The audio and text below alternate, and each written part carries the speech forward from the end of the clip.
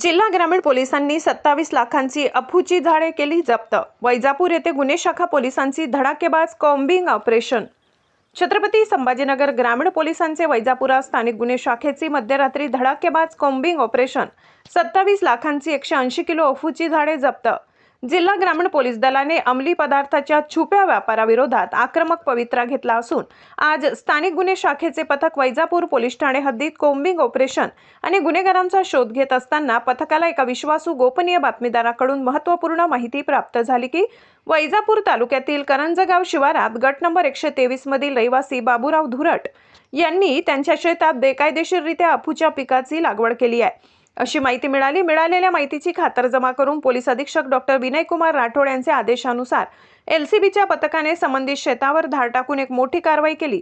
या धाडीत तब्बल 27,09,225 रुपये किमतीचा 180 किलो वजनाची अफूची झाडे जप्त केली आहे। या प्रकरणी आरोपी कचरू बाबूराव धुरट वय 65 राहणार करंजगाव तालुका वैजापूर याला ताब्यात घेऊन वैजापूर पोलीस ठाण्यात गुन्हा रजिस्टर नंबर 128/2026 नुसार कलम 8/18 NDPS कायद्यान्वये गुन्हा दाखल करण्यात आलाय।